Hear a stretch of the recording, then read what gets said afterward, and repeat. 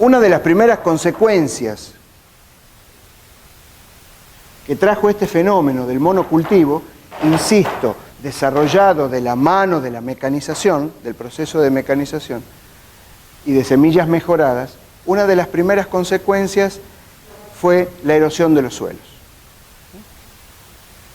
El hecho de hacer desaparecer estratos arbustivos, estratos herbáceos y estratos arbóreos, y simplificarlo a ese extremo, y de dejar los suelos desnudos gran parte del año,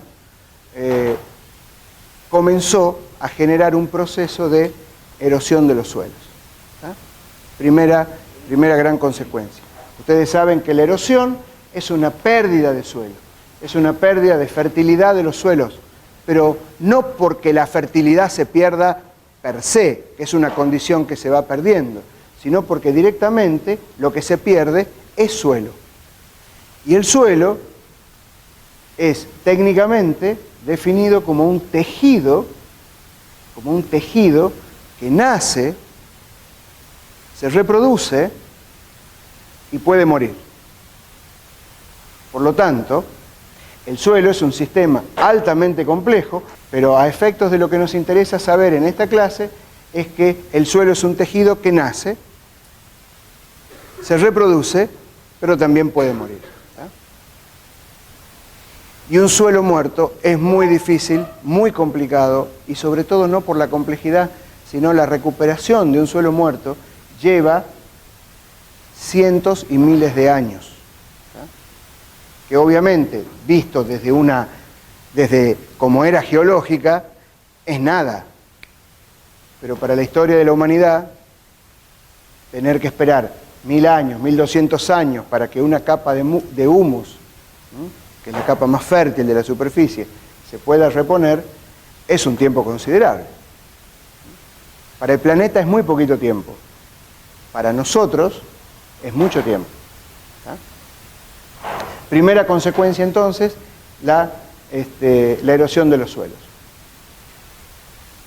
Otra segunda consecuencia fue la pérdida de fertilidad. Es la pérdida de fertilidad que los suelos van teniendo.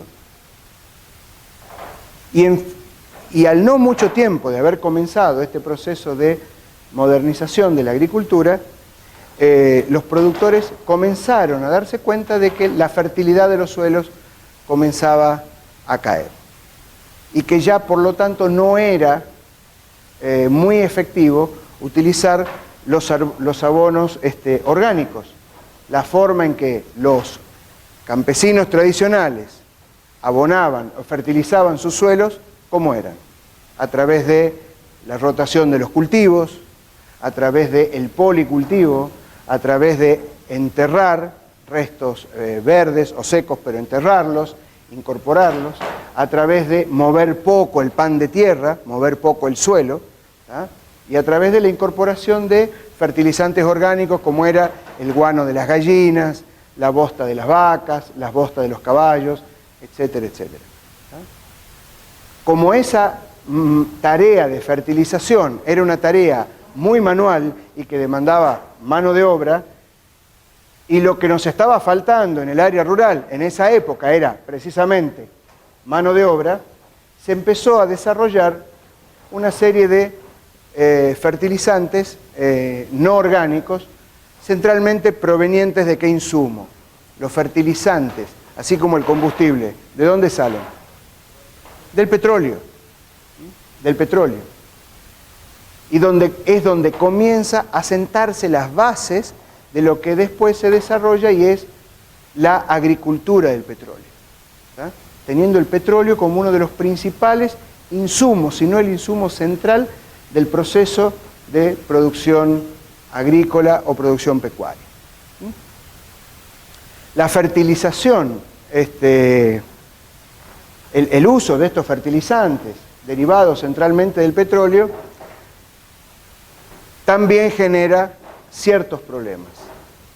ciertos problemas que le vamos a llamar externalidades, pero hay una serie de externalidades, es decir, de consecuencias que determinada acción del hombre tiene, aunque sean no buscadas, aunque sean no deseadas, pero sí ocurren sí o sí, como por ejemplo la contaminación de las napas freáticas en el subsuelo. ¿Tá? El exceso de fertilizantes puede contaminar los cursos de agua subsuperficial. Otra consecuencia del proceso de modernización y otro de los pilares en lo que Camila Montesinos desarrolla este relato es la aparición de los pesticidas. La aparición de los pesticidas surge también fruto, también como consecuencia de la extremada simplificación de los agroecosistemas. Generalmente lo que se hacía, lo que se buscaba, era el hecho de, cuando aparecía una plaga, cuando aparecía una enfermedad, buscar lo que se llama, el controlador natural de esa plaga. ¿Cuál es el organismo en la naturaleza que combate a esa plaga? ¿Cuál es el insecto en la naturaleza que fagocita a determinada plaga? Para no tener la necesidad de traer de afuera del sistema un insecticida o un pesticida. No sé si me estoy dando a entender, ¿sí? Bien. Pero para que haya la existencia de los que le vamos a llamar los controladores naturales de determinada plaga, es necesario generar las condiciones ambientales, ecológicas, para que ese controlador natural pueda estar, desarrollar y permanecer en determinada área. Los policultivos, la existencia de distintos estratos, arbóreo, herbáceo, arbustivo, generaban las condiciones para la existencia de esos controladores naturales. Cuando simplificamos, producto de la mecanización, producto del monocultivo, cuando simplificamos los ecosistemas, dejamos de lado, sacamos todas las posibilidades de que los controladores naturales de determinada plaga puedan estar y puedan desarrollarse y puedan actuar, puedan trabajar. Y sin embargo, generamos todas las condiciones posibles para que la plaga se pueda desarrollar. ¿Por qué? Porque se desarrolla, tiene todas las posibilidades de desarrollarse una plaga. No tiene controladores naturales al frente. Por lo tanto, crecen y aparecen. Y había que, de determinada manera, de alguna forma, controlarlas. Es ahí donde comienza el desarrollo de los pesticidas. Ya estamos centrados en el siglo XX. Y el primer pesticida que se desarrolló, que fue altamente eficiente, es uno que quizás lo hayan oído nombrar, sobre todo a sus abuelos seguramente, que se llama DDT. Lo han oído nombrar en algún momento, seguramente.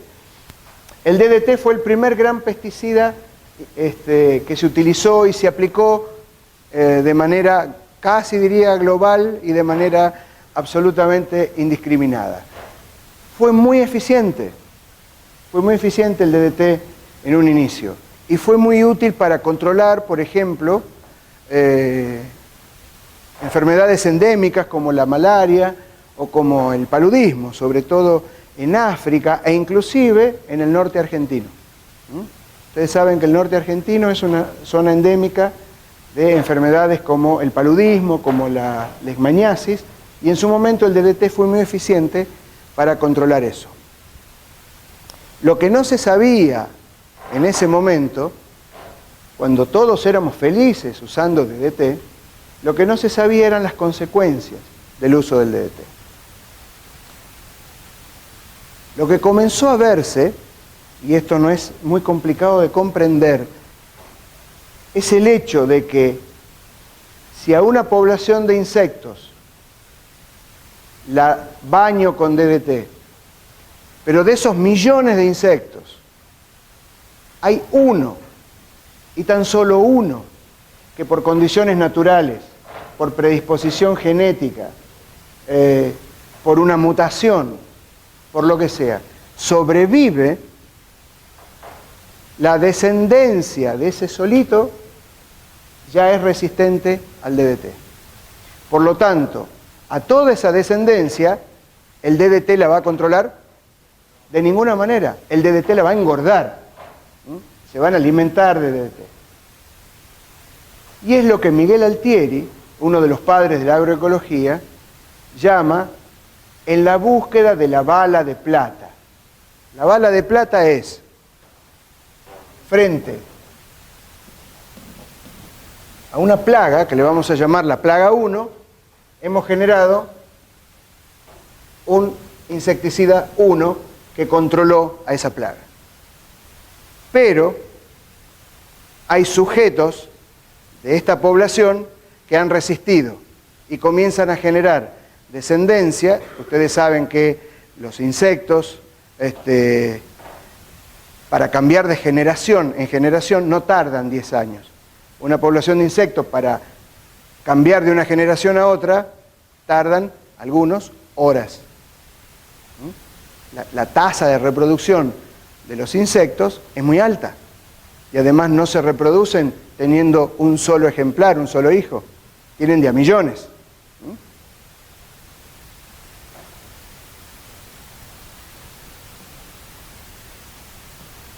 Aparece una plaga 2 que es resistente, que es inmune y resistente a este insecticida 1.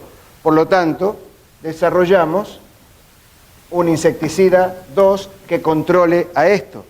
Pero cuando aparecen los inmunes al insecticida 2, aparece una plaga 3 y desarrollamos un insecticida 3, aparece una plaga 4 y así sucesivamente.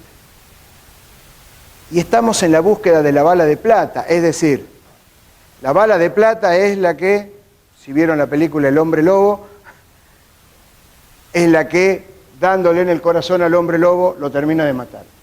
Acá lo que estamos buscando es la bala de plata, que sea, ¿cuál es la fórmula química que me permitiría controlar absolutamente todo y ya no tener presencia de plagas?